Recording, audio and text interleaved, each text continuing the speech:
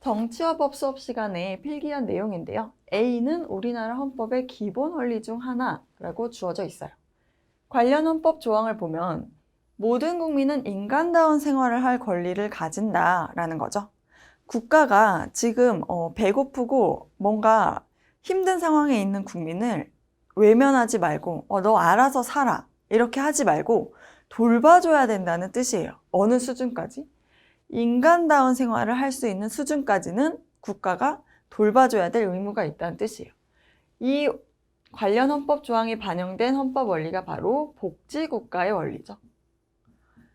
우리가 우리나라 헌법에서 우리나라는 이렇게 복지국가를 만들어야 된다라는 정신을 담아가지고 이런 헌법 조항을 넣었다는 뜻이에요.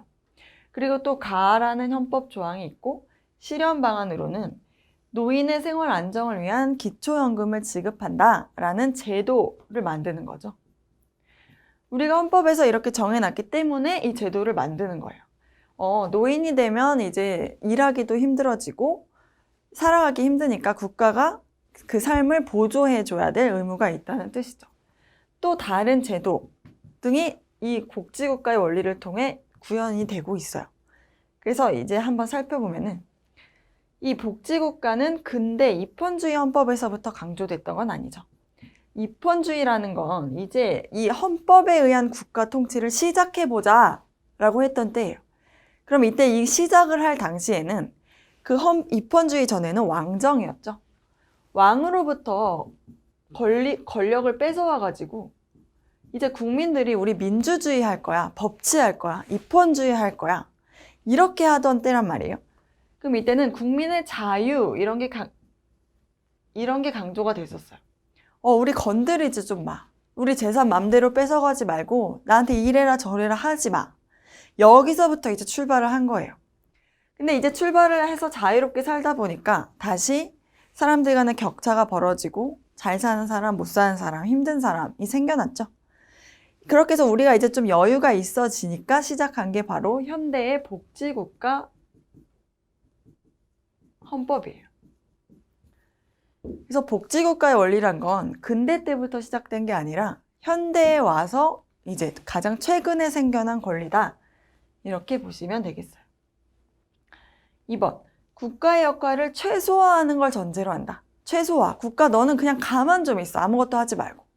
라는 건 현대의 복지국가가 아니라 이 근대 입헌주의 헌법에서 국가의 역할을 최소화할 거를 강조를 했죠.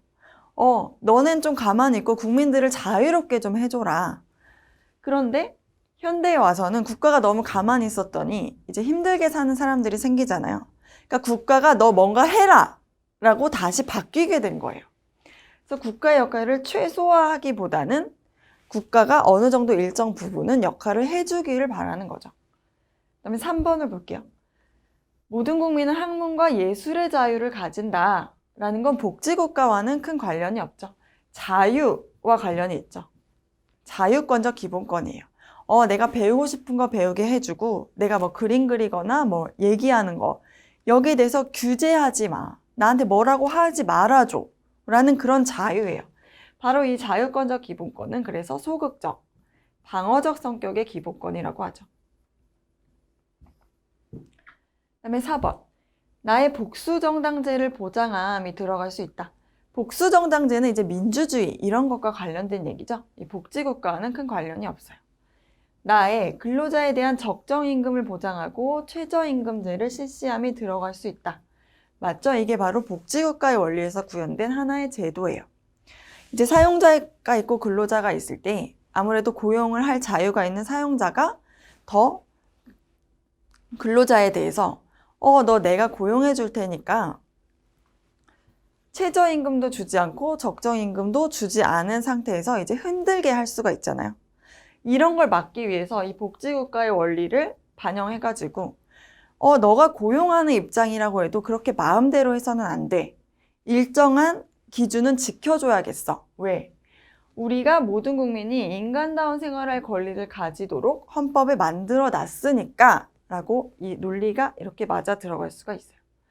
그래서 옳은 걸 고르면 정답은 5번이 되겠습니다.